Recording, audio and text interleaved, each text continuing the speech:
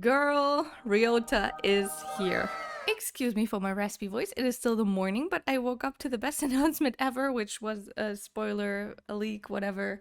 I hope it's real because Danganronpa 2x2 now has a cover art or like a poster type of thing, and we see the release date, which I think is March 10th, and a new character, which to me, this is Ryota Mitarai, fuck yes. Because as you're gonna see in this video that I recorded before all this, I desperately want Ryota to be in this game. I see a lot of people on Twitter saying it doesn't make sense, like lore-wise, why would he be there? And I don't think he's there as a remnant of despair, but he's gonna be there in a different way. They could go the Chiaki route, you know, he's just an avatar. He's also part of the Future Foundation, so they could make him come to the island to rescue us, and then he gets trapped with us in the killing game. Something like this. People are pointing out that he looks different, but people have also pointed out that Komaru also looked very different in Danganronpa 1 compared to Ultra Despair Girls. So I'm thinking that the anime Ryota Mitarai just got a V3 style redesign, and now he looks like this. Ultimate they them, they say. I think he looks amazing, and I think even if it's just someone who resembles him and it's not actually him, but someone who poses as him, as long as he's somewhat, somehow, in some way in this game, I'm happy. His body type, his hair, his eye color, it all checks out, even though there's some differences. But also I think he might be hiding something under that trench coat thing. What if he just takes it off and then something big is revealed at the end? Oh my god.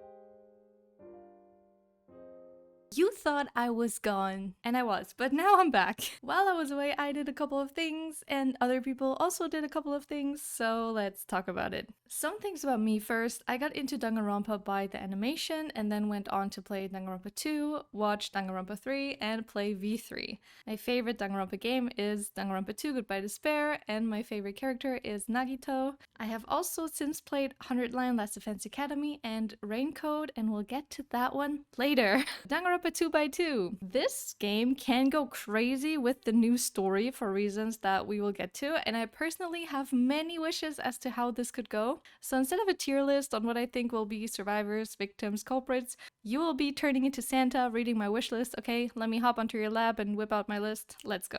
Number 1, bring out the remnants of despair and go brutal with it. I don't know if this is a popular theory or not, but they could do this, and there's 2 hints as to why I think that. The first one being that they keep emphasizing in interviews that this game is the only one they could do this with because the existing story lends itself well to this second scenario kind of thing, which is, of course, because of the virtual world, so the Neo World program. And with it being a virtual world, they can do everything. And we know that the real versions of these people inside the program are currently the remnants of despair. So they're grown up, falling into despair versions that we actually do see in the anime. Like, they all have these forms, and I think it would be just so cool to have them come back, maybe like one by one. I don't know how you would do that if it's just like all of them together.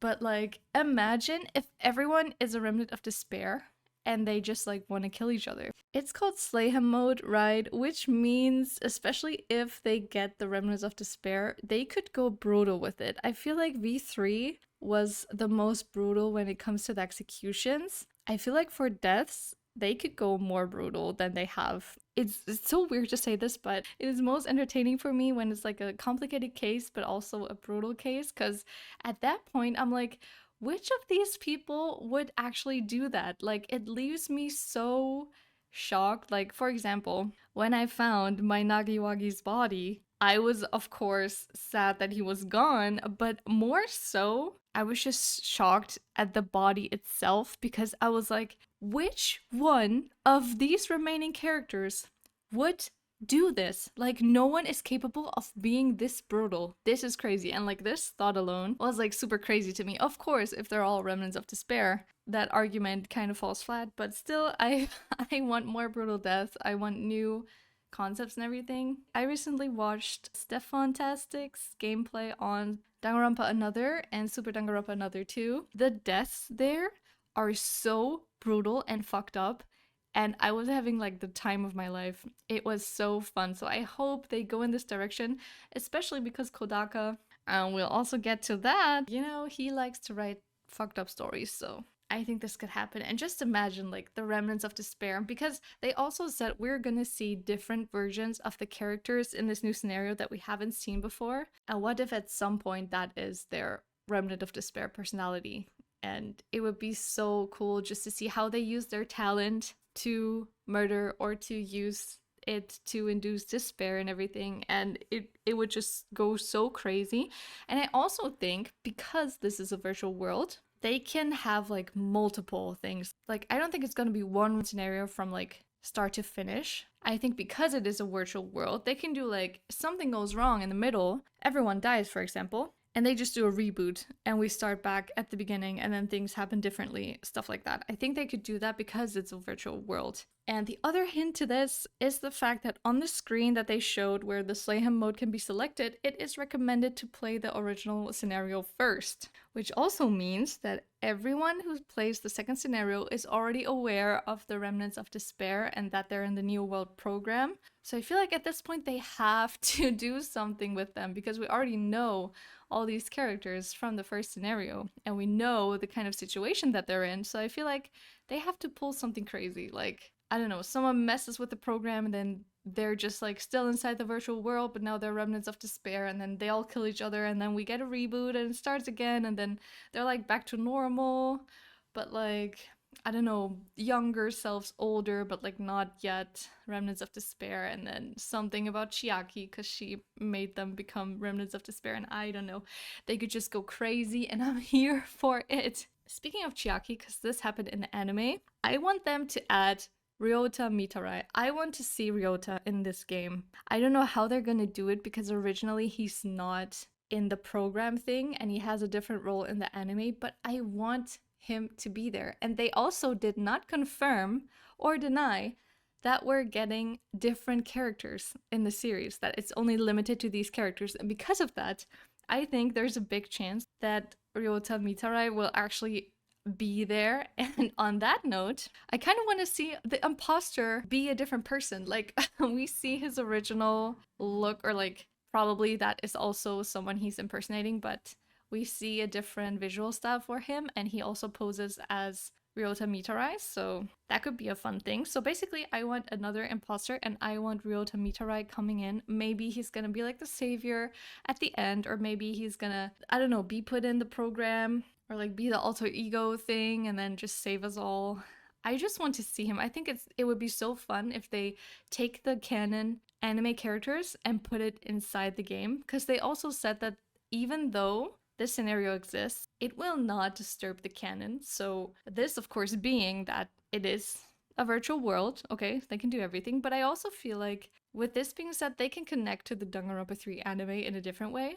Like, I'm imagining that this 2x2, this second scenario, is basically a prequel to the original, where they tried this out, the Future Foundation tried this out to help the remnants of despair become hopeful again. But something went wrong, as we know is gonna be the beginning of the new scenario.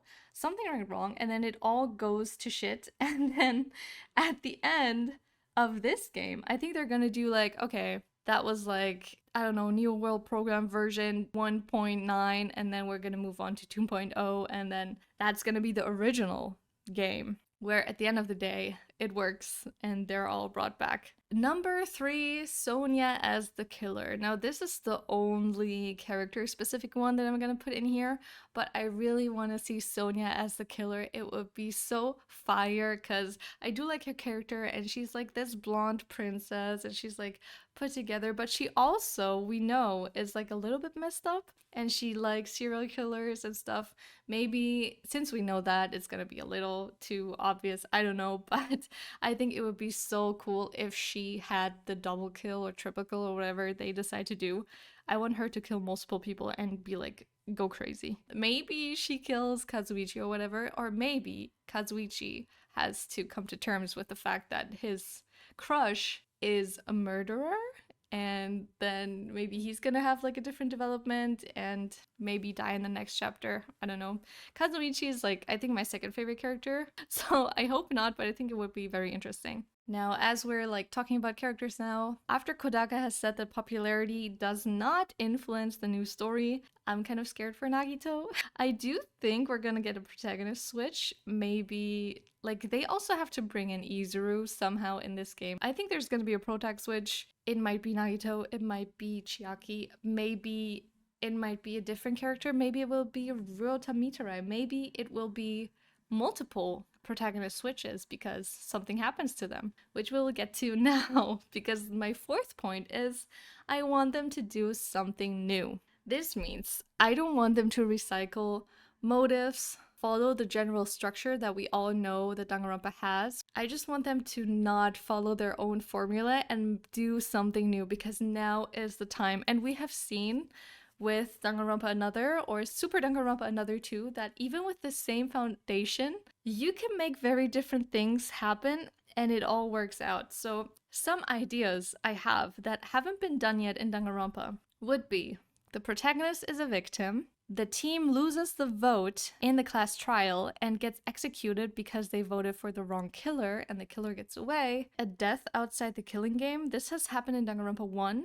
but like not in any of the games following. So maybe an accidental death or someone dies before the killing game even starts. Multiple killers in one chapter. I think this would go very hard because they introduced this in Danganronpa V3 and then did nothing with it. And this was such an interesting concept because multiple killers means one gets voted and executed and the other gets away and lives among the others. And I think this would be such a cool thing. I really want to see this happen. I think this is an opinion shared by many people who played Danganronpa V3. Honestly, since it's the New World program, they could also do like the Necronomicon thing, though it wouldn't hit as hard because we're already aware that it's just like a virtual avatar or whatever. Imagine they lose the vote, they all die. This would make way for a reboot, as I said, like they do like a bug fix or whatever, start over, and then we start again, and then everyone's there again, you know? I think we could do stuff like that, and especially then,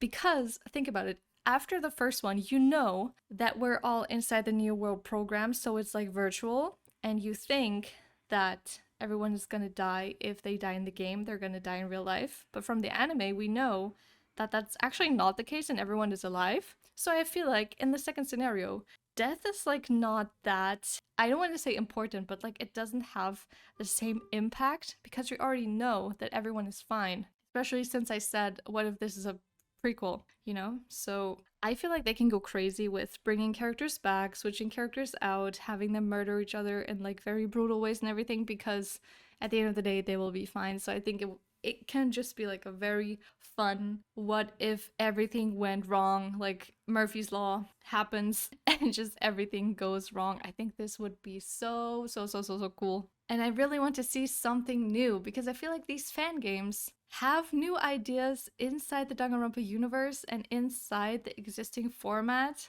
And it's so cool. Also, something like the mastermind is known from the start because essentially this is true. We know Izuru or Junko AI are the masterminds. So now they can play with that and maybe make Izuru enter the game as like the mastermind and the other people are like, well, we can't do anything about this.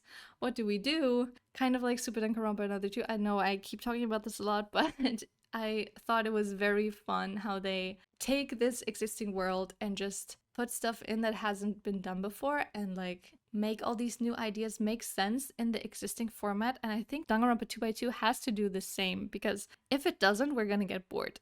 And especially, you know, after 100 line, we've seen that this can work.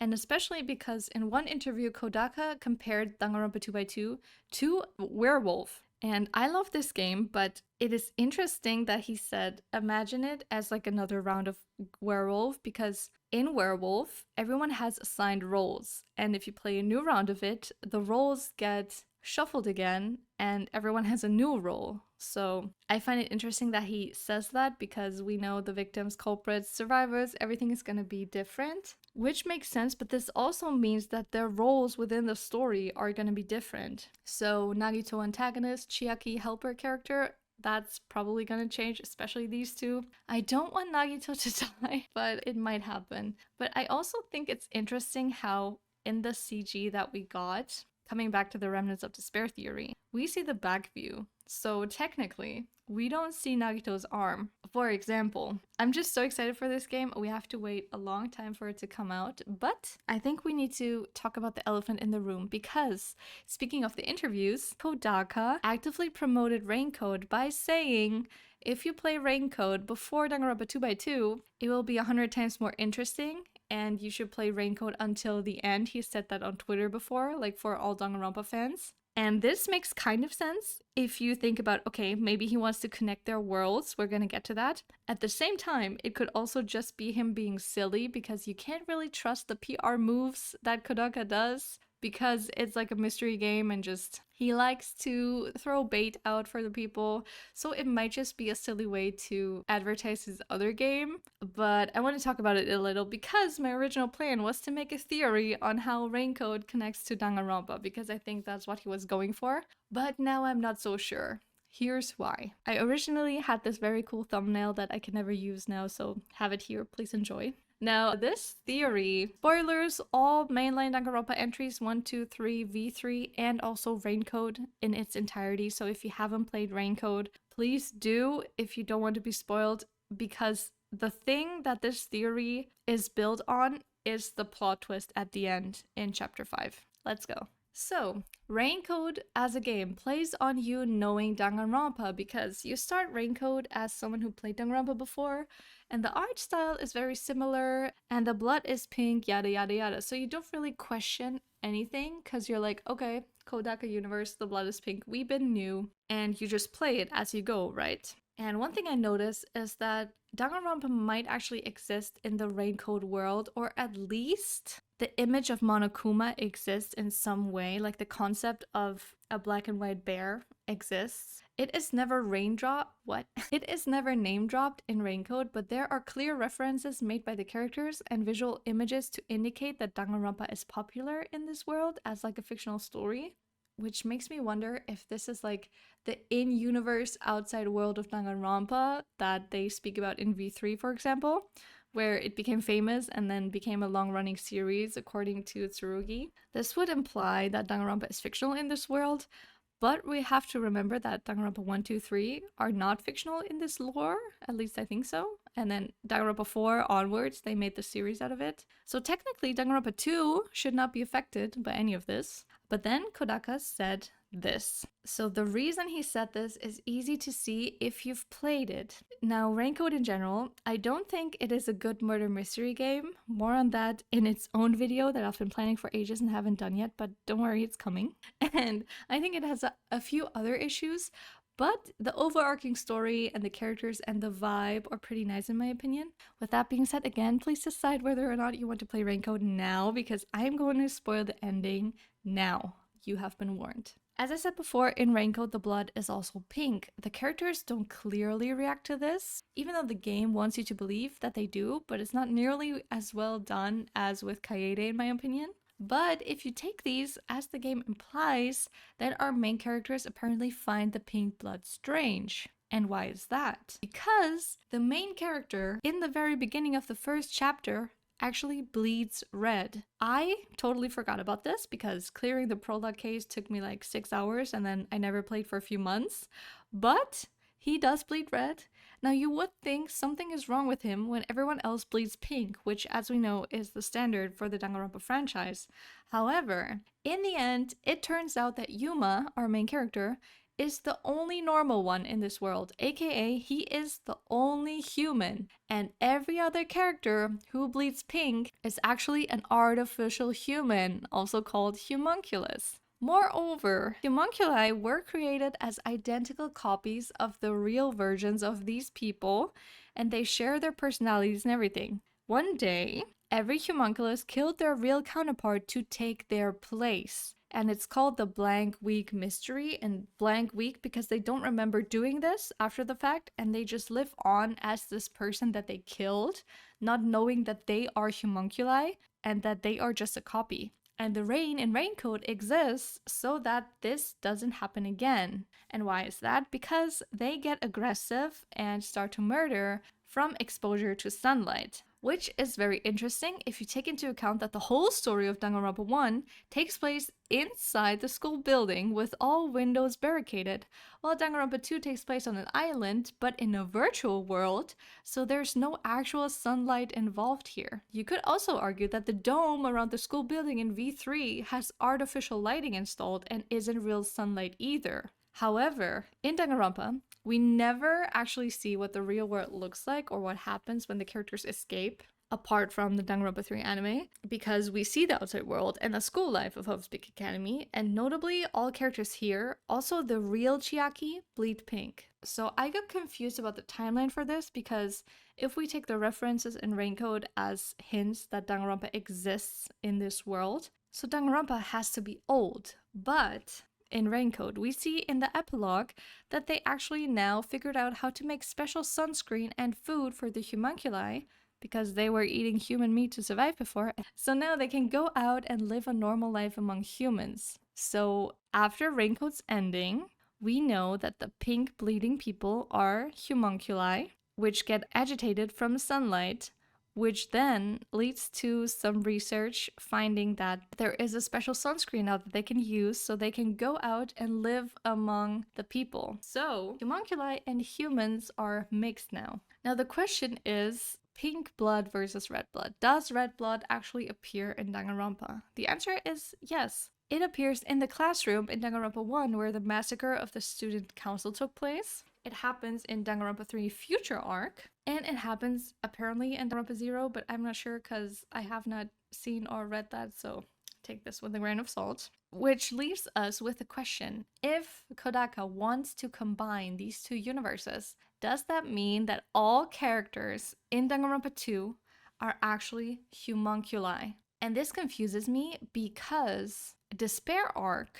which takes place before the game, the people have pink blood. And also before Hajime becomes Izuru, he also has pink blood, which would mean they are homunculi to begin with, which kind of does not make sense in my opinion, because I was gonna make this whole theory of like Hajime being like a human, and when he was turned into Izuru, he was actually turned into a homunculus, or like they made a homunculus from his DNA, and then Izuru was born, so that there is actually like a human version, Hajime, and a homunculus version, Izuru. But since they both bleed pink in the anime, this also does not make sense, so I am confused.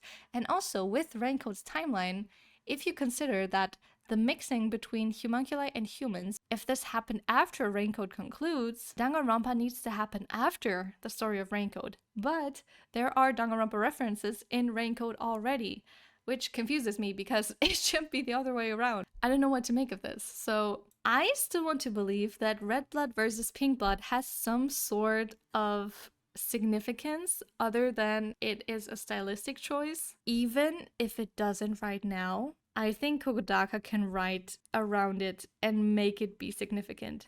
Honestly, I think he can do that in the new game. So maybe all of this that I'm discussing right now and why it doesn't make sense, maybe this just doesn't matter because he's gonna make it make sense somehow. What I thought in this theory was that in the Danganronpa games, the actual blood could be pink like we see it, but the characters might see it as red. Now, the reason for that being is we all know they have amnesia, their memories are taken away, and we also know with V3 they have flashback lights and everything, so with Danganronpa 2 being a virtual world, I think they have the means to also like mess with their senses and make them see red when it's actually pink, because they forgot that they are homunculi and thus see the human blood, even though it's a fake blood, you know? So I was gonna say that because it is precisely their school memories that are taken away, maybe the school life is when they are being made into homunculi. And then as the player, we see the real color of the blood being pink, while they see it as red because there is instances where they refer to it as red, which would mean that the killing game that is being broadcasted also shows people pink blood like to the player, which also would explain why in V3 they also use homunculi because it has become like a standard. But this again does not make sense because in the Danganronpa 3 Future Arc, we see the Danganronpa 1 characters, for example, Kyoko Kirigiri and Makoto Naegi, and they bleed red. which makes no sense. I am so confused. Because there is one scene where Makoto wants to end himself and he turns into despair. And he sees his classmates that previously died in Danganronpa 1 with pink blood. He sees it with red blood. But the fact that they bleed red is then again what we see as the audience. So my whole theory about, the characters see red blood, but it's actually pink and we see the real blood kind of like doesn't make sense because the anime messes it all up. Otherwise this theory would work. So I am confusion because, as I said, my theory was that all students of Hope's Peak Academy are homunculi, and that Hajime, being a reserve corps student, is a human, and then when he becomes Izuru, Izuru is the homunculus version of Hajime. The last thing that I saw was that the Twilight Student murder case also has pink blood, but this happened with reserve corps students, which also means that these are also already homunculi. So basically my theory doesn't make sense, and I am just so confused now because if he wants to connect the worlds, I think he's gonna do it some way. He's gonna write it into existence in some way, but he could also just be messing around and just not mean it and just make me wonder for no reason. Let me know if you guys have any thoughts about this in the comments because I am very confused, but I'm also very excited. I hope they don't take too much inspiration from Raincoat because I did not like the gameplay and the cases and everything very much. So yeah, I'm gonna make another video on that, as well as a particular story from 100 Line that I also do think very strongly about, but we're gonna get to that. So yeah, this video basically opens the media era of this channel. Before, I made kind of like IRL videos about me, and now it's gonna be about the media that I enjoy. So I have a lot of videos planned, and this is the first one that I wanted to make because I have watched every My Danganronpa 2x2 predictions video in existence, and I wanted to share my own thoughts. So yeah, I hope you enjoyed, and I'm gonna see you in the next one. Bye!